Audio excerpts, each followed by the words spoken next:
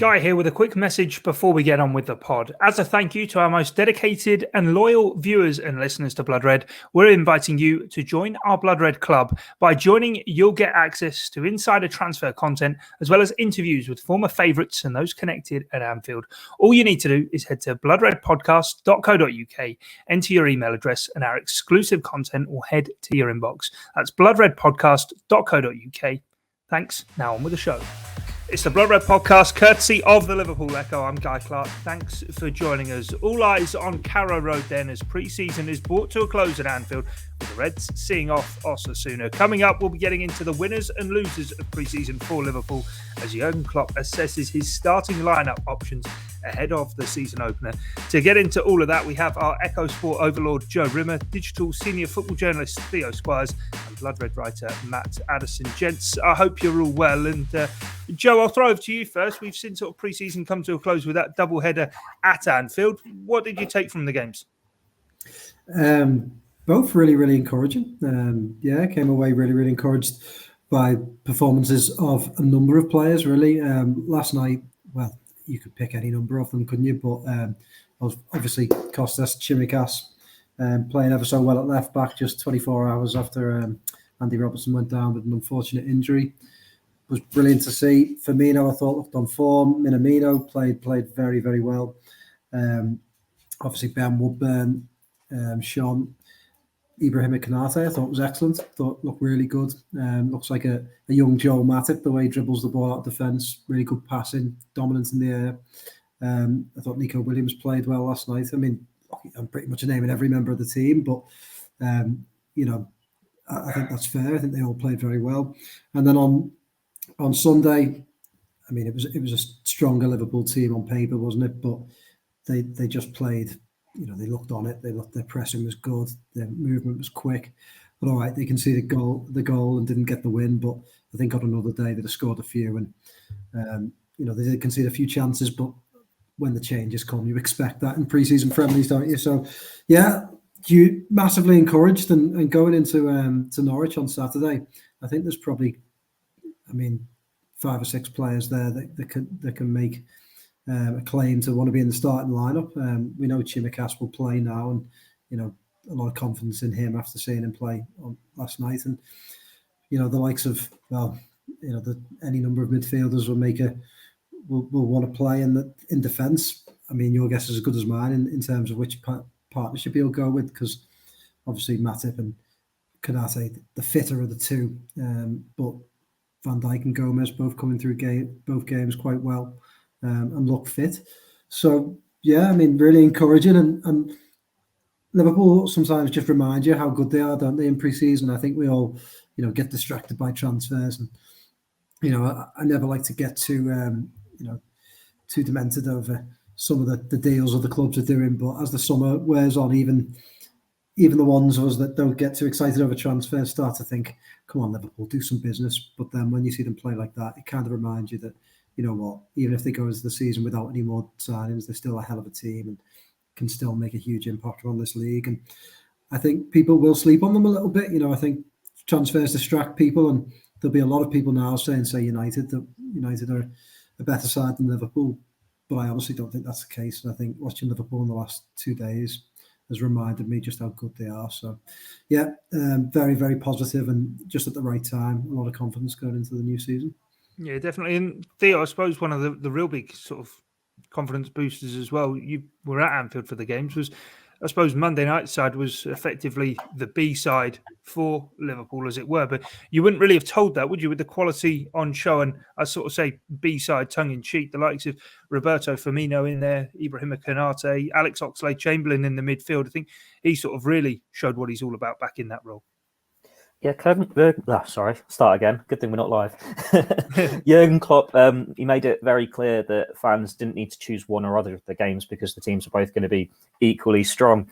And it was one where when you saw the bench for the first game and you realised the number of players that weren't there, you realised just how strong Liverpool have it in reserve. But then it's one where is it a B team or is it just because players have come back for pre-season at different times? I'm sure we'd all have assumed that the front three against Bilbao will be the front three against Norwich. But then Firmino goes in a performance like that and you think, well, maybe it's just because he was back like a week late. Could he actually still be the first choice? Like, they've both got goals, they're both in form. He's got some tough decisions to make. And then the centre-backs, we've assumed all along that it's going to be Matip and Konate just because they've got the fitness in them. But then Van Dijk's coming through and he's looking pretty decent. Joe Gomez had a good game last night as well. They're all staking claims, as Joe's pretty much just said as well. And he's listed half the team saying how well they all played. But then that's what you want as a manager going into this. I said it on the debrief last night. Splitting the squad up and doing these 2 games back to back was the best thing Liverpool could have done, because it made sure that all the players at least got a good hour in the legs to show what they could do and they could find some rhythm. And it's ones where you've got even players like Ben Woodburn, who you just assumed wouldn't be anywhere near this squad. You're now thinking, actually, he could be a pretty decent squad option if they need him. And then staking claims for the likes of Oxlade-Chamberlain, Naby Keita.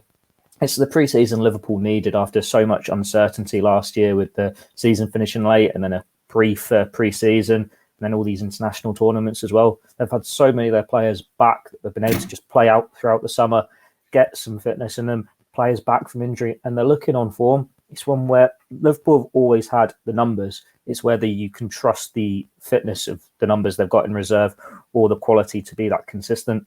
And they haven't quite lived up to City's standards. But then when you're looking at the players now coming through pre-season unscathed, like the ones who've been injured in the past, Oxlade-Chamberlain, Naby Keita, and they're putting in consistent displays, I think, well, on paper, this Liverpool squad is one of the very best in the league. City probably still pips it, but United have got holes in that team. Chelsea have got holes in that team. It doesn't matter if you're spending 100 million on Lukaku or 75 million on Sancho. Liverpool have done their spending in the past, and that's why the players are there in this team. It's one where it's just going to get stronger and stronger the more games they play. And the fact it's going to be so hard to pick their team to face Norwich is a testament to what they've all put in pre-season. Yeah, and I suppose that sort of strength in depth that Liverpool have, Matt, was only underlined yesterday when you sort of see Jordan Henderson and Thiago coming off the bench and giving what we'd sort of seen the night before as well. Last year, it felt whenever there were injuries, it was a case of, right, rush these guys, get them back into the team as quickly as possible. But with arguably 2 of the nailed down 3 midfield options having not started either of these 2 games, and yet Liverpool looking in control in both matches, it sort of goes to, I suppose, only underline the point Theo was making there. Yeah, I think it's obviously promising, isn't it? You need a squad to be able to compete, and Liverpool want to be across as many fronts as they possibly can next season. I'm sure, at the moment it sort of looks like you've got 2 completely different 11s. I think there's still a few question marks. I still think they could do with at least one more to come in and add to that, just because we don't know what is going to happen with Naby Keita, for example. I think he's had a pretty good pre-season, but the biggest thing above anything else is that he's just been fit, he's been available, and he's been able to play, and we just don't know how long that's going to be the case for. So I think there's still a couple of question marks, but yeah, in terms of on paper, the numbers are there, the quality is there. I was really impressed with Minamino as well yesterday. I think he's one that, probably heading into the summer off the back of a fairly sort of average loan, I think, at Southampton, started well, tailed off a little bit. You kind of wondered what his future was going to be, but I think I've seen, enough from him over pre-season to think that, again, he could be a good squad option. And obviously the issue with him was never that he was injured and unavailable. It was just that he couldn't quite manage to take a grip of a game and really influence it. I think last night in particular, but in a couple of these pre-season games, he's taken chances. I think he's the joint top scorer, isn't he, during pre-season? He's taken those opportunities quite well, and I think he's sort of played himself into a position of strength, really. So, yeah, Liverpool have got loads of options. It's not going to be the same as last season in terms of the volume of injuries and the knock-on effect of that. And as Joe said before, I think 1 or 2 people are kind of sleeping on them in terms of the level of squad that they have. As I say, I've still got 1 or 2 question marks over 1 or 2 players in terms of their fitness, but generally speaking, it's been as perfect a pre-season as Liverpool could have hoped for. And the fact that we're kind of having conversations now of, could Harvey Elliott play at the weekend? How much will Jordan Henderson play? Will Thiago be able to start? The fact that there are those questions is a good thing, because it just, as we've all said there are, at this moment in time at least, a lot of options to pick from. Just to follow on there from Minamino, we think of Tsimikas and Oxlade-Chamberlain as well. They've had these doubts over them for so long now, and it was a case of you just assume that they'd be up for sale in the summer and they might move on. But who knew that Liverpool coaches and manager actually knew what they were talking about when they were saying they might not be playing much, but they look really good in training. The only reason they haven't had the minutes this season is because of the injuries, and we can't give them the opportunities because we need some stability. But Tsimikas looks great at left back. We're really pleased with how he's settling. Oxlade-Chamberlain's being great. He's fresh. He's staying fit, and he looks good up front or in midfield. We just haven't been able to start him. And Minamino as well. Oh, he's not really had a great start to his Liverpool career, but he came mid-season when we were storming to a title, and then we had the pandemic and everything. And he's a new country, a new culture. Give them all a full pre-season, having had that training session, and they all look like they've been playing for the club for years. And you wouldn't have any problems if all three of them started against Norwich, really. So yeah, well done, Jurgen Klopp. You actually know what you're talking about. Who knew? I think that's probably why last night was probably more important in terms of the way that fans are thinking about it and actually saying Tsimikas and these players are really good. I think it's probably calmed a few nerves from a few people going into the season. But as Theo says, obviously Klopp and Pep Lijnders and all of those guys, they knew that. That's why they haven't been completely active in the transfer market, going after 5 and 6 players, because they know that Liverpool just don't need that. Yeah, Joe, you kind of got to temper it, isn't it? Pre-season counts for nothing, but we have spoken all the way through pre-season of saying how important it seems that this pre-season has come at the time it has for Liverpool to kind of hit the reset and get everybody fully up to speed. And I suppose we have sort of begun to sort of see that kind of thing play out. The pre-season, I suppose, whole campaign and programme for Jurgen Klopp probably couldn't really have gone better, obviously, bar Andy Robertson not picking up that injury. Absolutely, yeah. I was going to say Andy Robertson's injury is the one sort of blotch on this pre-season, isn't it? But if you look at pre-season, I always think you want several things, don't you? You want players to get fit. Obviously, you want them to find rhythm. Obviously, you want some players who perhaps haven't staked a claim in the past to do that. You want young players to sort of step up. And that's happened for Liverpool right throughout the summer. We've obviously talked at length about the players who've stepped up, like Minamino, but some of the young players, I mean, you just mentioned him there, Harvey, Elliott, playing in a new position. And, I don't think there'd be anyone that would sit here and argue against him starting against Norwich. You have someone like Kaide Gordon, who's just burst into our consciousness now, and you think about him now going forward this season, you'd like to see him get some chances in the Cups. Obviously, Nico Williams, he's a player that could leave Liverpool, but he's done very well. And if he does leave Liverpool, he'll leave on the back of some good form and perhaps with a few new suitors. If not, then he stays and becomes, perhaps gives himself more confidence to be a solid option. And who am I missing there? I'm missing another young player, Ben Woodburn, of course. Ben Woodburn, who's has relaunched himself, his Liverpool career perhaps, and given himself another chance. So there's loads of young players there as well that sort of stood out in this pre-season. And then obviously the fitness, we've seen Van Dijk, Matip and Gomez coming back, and then the rhythm. That was the most impressive thing for me in the last couple of games, is the rhythm. The way they attacked, they moved the ball quickly, they pressed well, they looked like an energetic Liverpool side that perhaps at times last season was missing. And I think with the amount of injuries that piled up, the amount of games that they were having to play, the form that they were in, no wonder they stuttered last season. But as you've just said, they needed the summer to sort of like blow away the cobweb, start again. And then to see them play like they have in the last 2 days was hugely encouraging, because you thought, they are still capable. And it's easy to forget that, isn't it? It's easy to think that signings are the only way you can sort of improve. But sometimes going back to basics and having a good pre-season, getting a bit of fitness, having a break can help. So, yeah, really encouraged. And just to pick up some of the lads, Minamino, I think what Matt was talking about there is spot on. I think we all know he's got ability. You can see the way he brings a ball down, his touch. He's got a low centre of gravity. But the thing about Minamino is you always want him to impose himself onto games. He did that at Anfield when he came to play for RB Salzburg. He did that, in the reverse leg. But he just didn't seem to do that at Liverpool. And I do think it's easy for us to all forget that these are young guys coming from all over the world who are, not really even fully grown men yet. And they're having to sort of like try and settle into new cultures. And to do that during a pandemic, it's really difficult. And then we expect them to perform straight away. So, perhaps it was just tougher for him. And hopefully after a pre-season and show him what he can do, it will fill him with confidence and he can get another chance at Liverpool. I mean, I still think there's every chance that Liverpool could get a decent bid and move him on.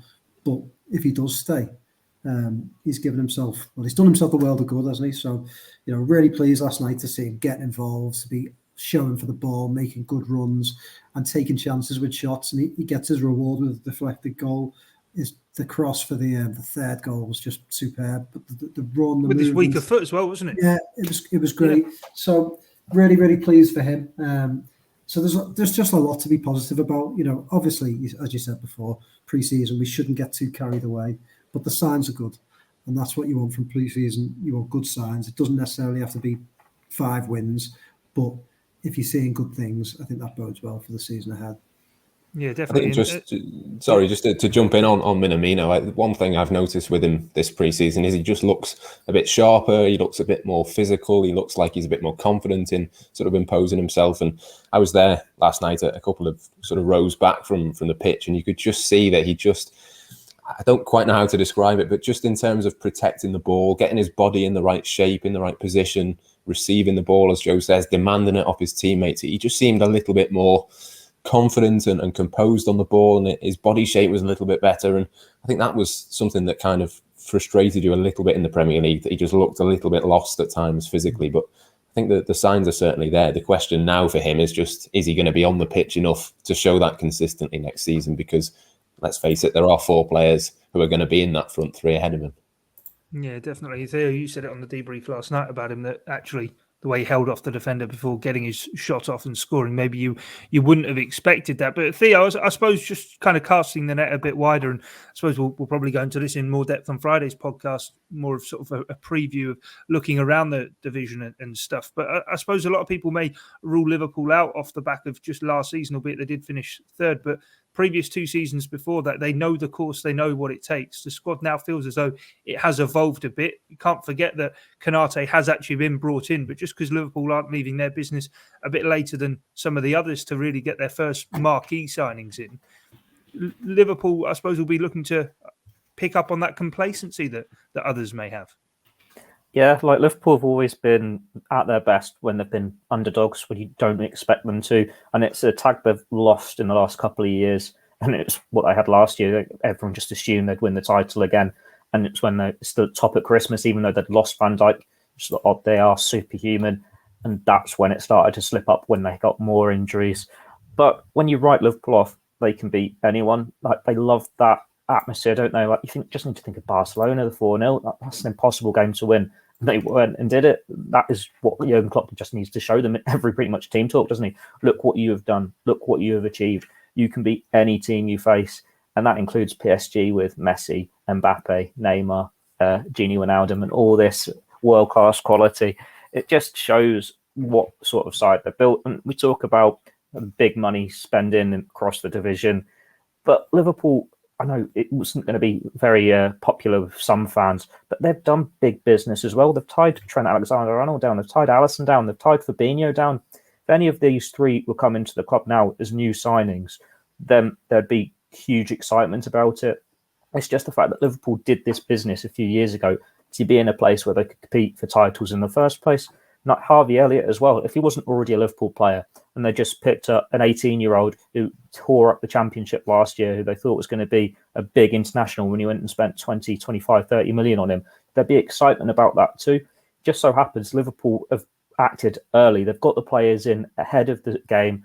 They've got Harvey Elliott in when he's only 16 for 4 million.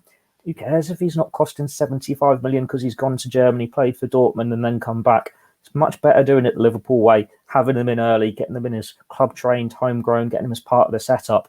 Like, you look at Elliott, he's only 18, yet he looks so mature in that midfield when it's not even his favoured position.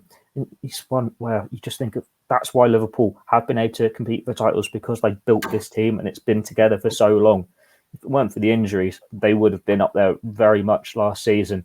That's why they were still top of the league after losing Van Dijk for a couple of months. But yeah, write them off at your peril. We've said it time and time again. And if teams want to forget that and take it for granted and think that big money signings just mean automatic success, let them do it. Liverpool won't be complaining because they know what they can do when they're written off.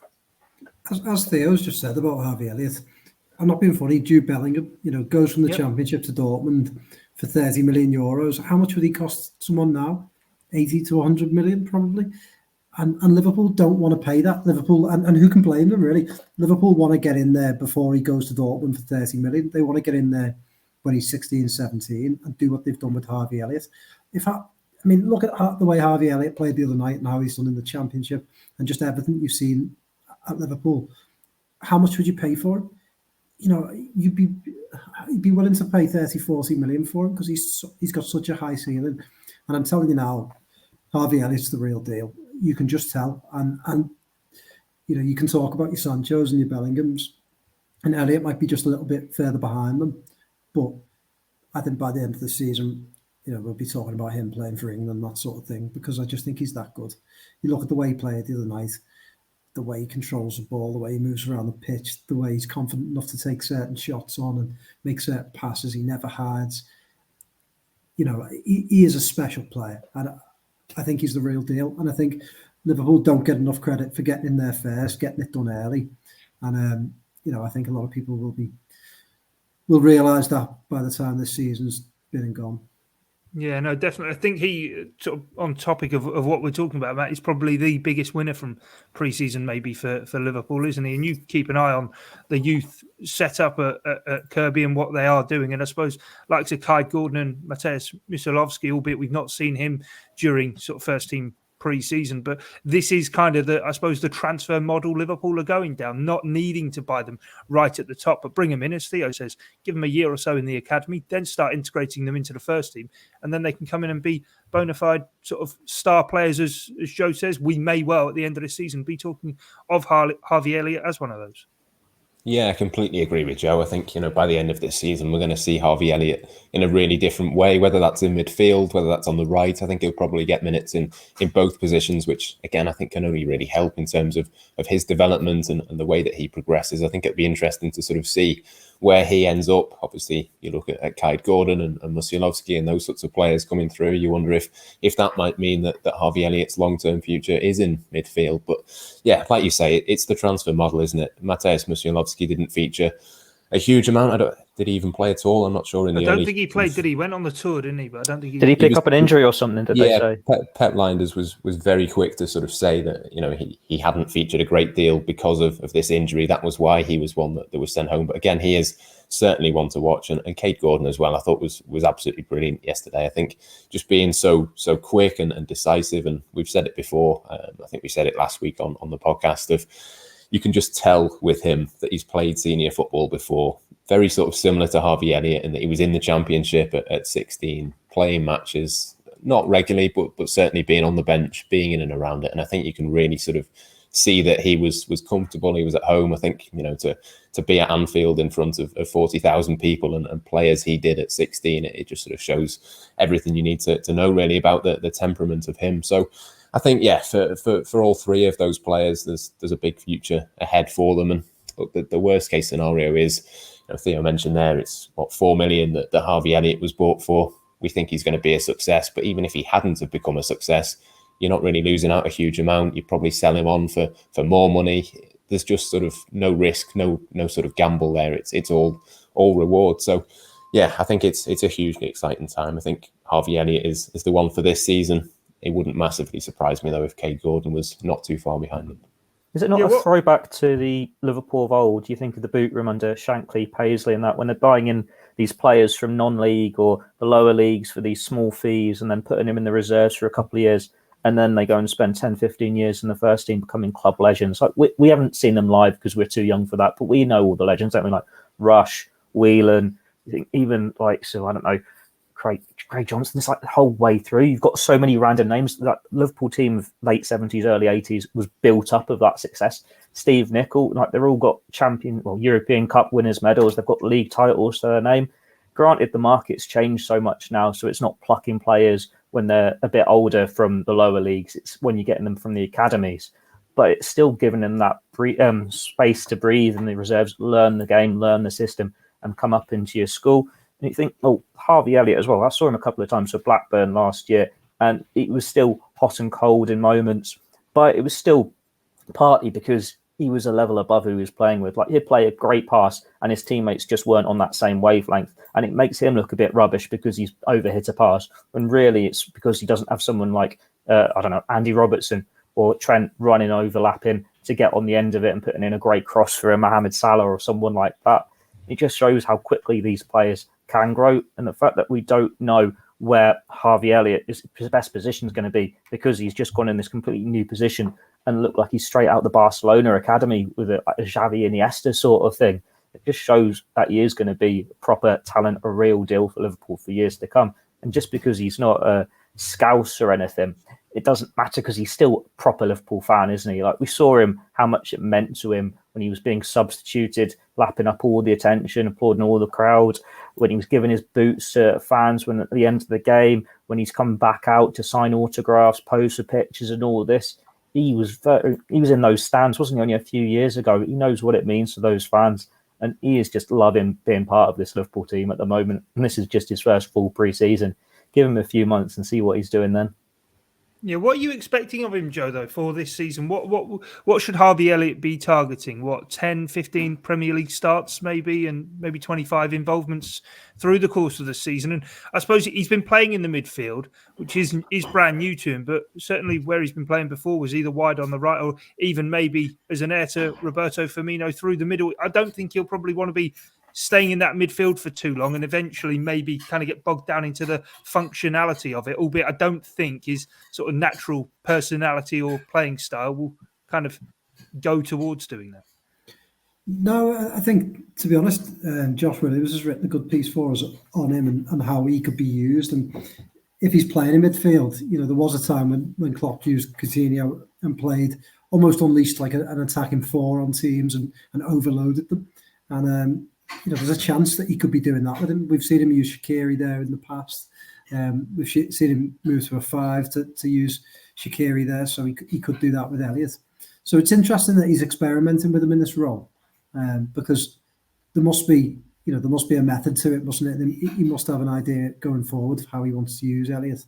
So yeah, I mean, but in terms of what to expect this season, yeah, I think 10 to 15 starts, 25 appearances, cup games, playing in some of the more straightforward, if you like, Premier League games, and playing in a number of positions. I think playing in that midfield role will be good for him, but it also will be good for him to have a go on the left, have a go on the right, and offer Liverpool many different options and many different solutions. So,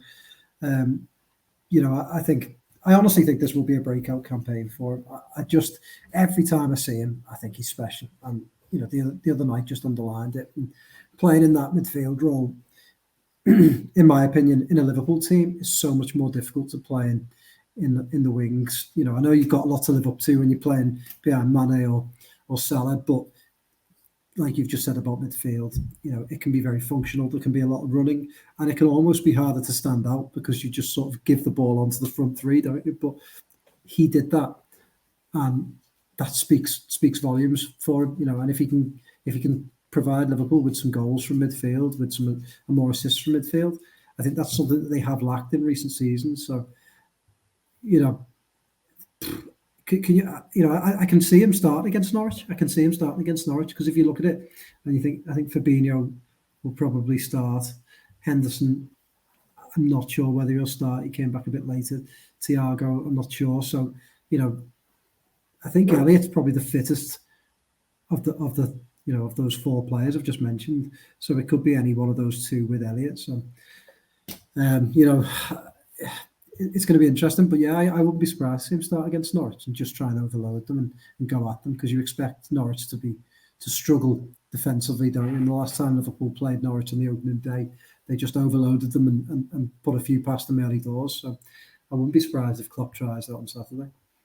Yeah, it'd be interesting to see how it does play out. Well, we've thrown out a number sort of names for players who we've been impressed with through the course of pre-season. Matt, one that I wasn't expecting to talk about at all, I'd almost forgotten that he was a Liverpool player, was Ben Woodburn. But last night in particular, he obviously replaced Curtis Jones, who may be on the other side of what we're going to talk about shortly on the podcast. But Ben Woodburn, he's into the final year of his contract. We all remember how brightly he burst onto the scene at Anfield. But Pep Lijnders has spoken about him, so too has Jurgen Klopp, and made a really good point of, actually, you look through this Liverpool squad, and as Theo was mentioning before, kind of how Liverpool of old would bring in players from lower leagues and leave them in the reserves. Sometimes they were a bit later until they made their breakthrough. Andy Robertson, a prime example, but maybe there might be a role for Ben Woodburn.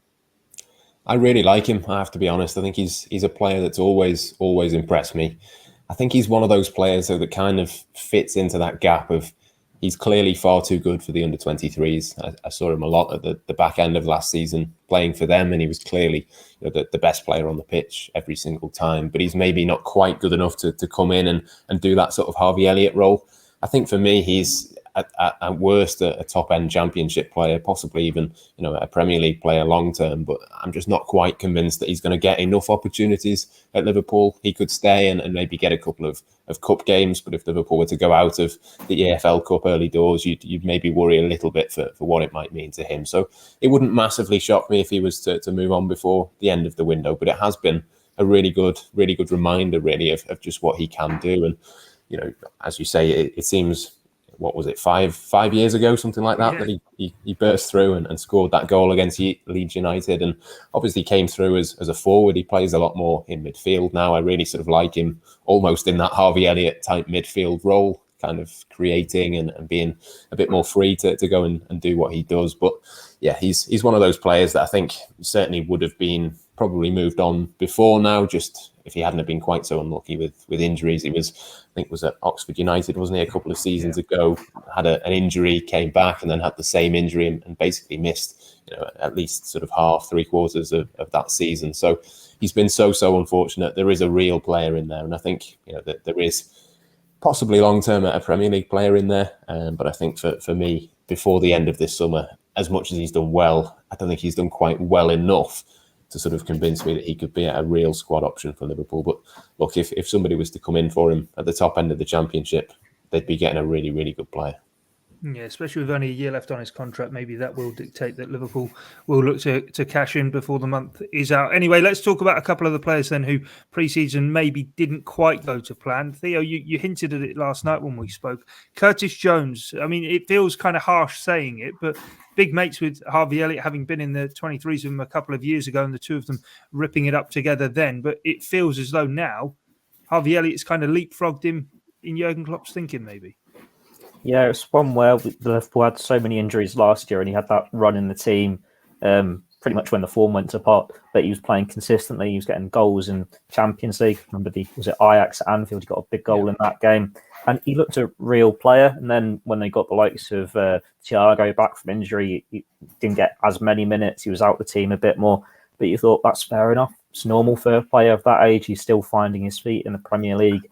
And it will take him time to be someone you turn into every single week. But it was a good season for him. And you think, you build on that in pre-season. You've still got the likes of Thiago and Henderson away on international duty. You will get those opportunities. But Jurgen Klopp pretty much stayed with the same midfield of Milner, Keita and Elliott as the first choice. And then you've still got Oxlade-Chamberlain there as well. So it's one where the senior players that he was getting opportunities ahead of last year because he was fit are now back and they seem to be ahead of him again. It's one where, has he dropped down the pecking order?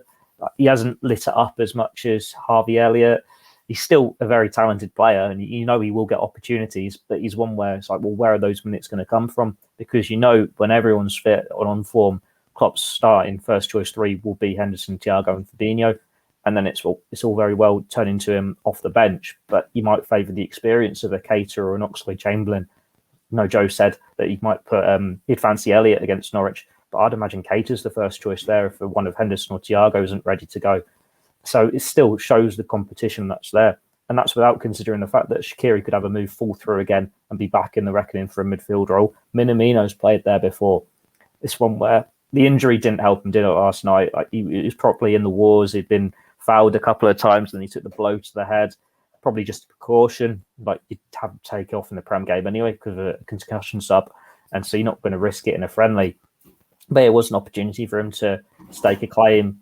And he wasn't able to do that. And now what's he going to have to wait for? League Cup third round? Because you can't really see him starting a game before then. But he's shown his talent before. He might have to be patient to get a proper starting role again or wait for injuries.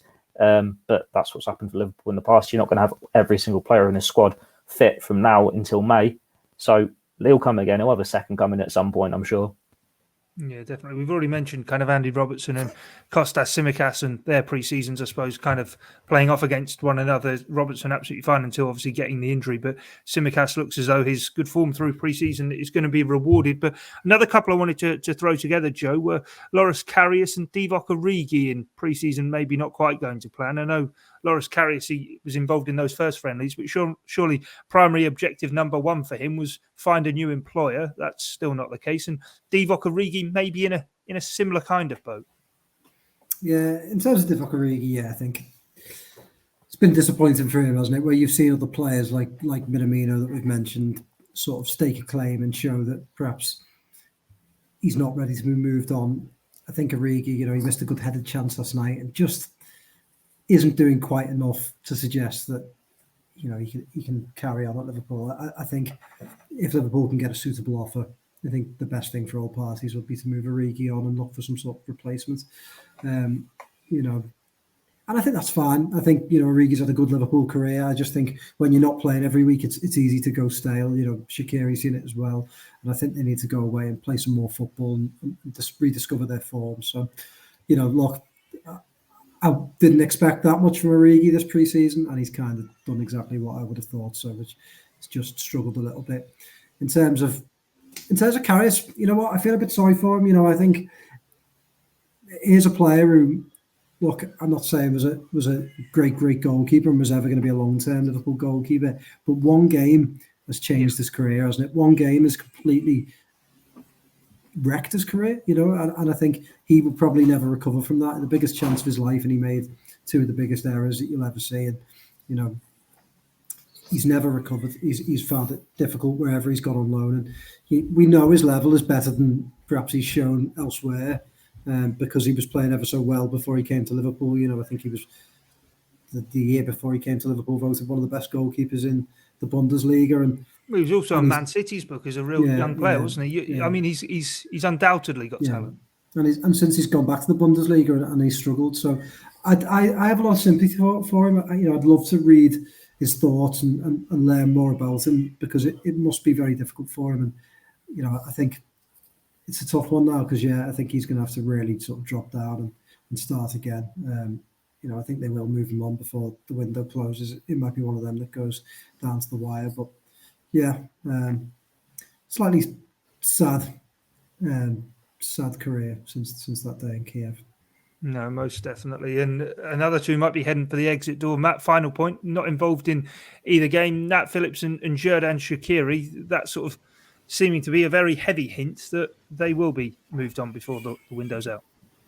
Yeah, I'd say it's a heavy hint that there's a strong possibility, if that makes sense. I think it's certainly not sort of done yet, and it wouldn't sort of shock you if either of them stayed. I don't think Liverpool would be absolutely desperate to get rid of either of them, but I think if they can sort of get the best part of 25 million or so for the pair of them together, I think that would represent a good sort of fee for players who, let's face it, are not going to feature a huge amount. I've been sort of very clear. I know it's quite harsh to move Nat Phillips on this summer, but I just think his value is never going to be as high again. I think it's the right time for him to go capitalise on what he did last season and move on and be probably a regular Premier League player, possibly at Brighton or somewhere like that. I think that would make a lot of sense. And I think it's the right time for both of them to go and move on.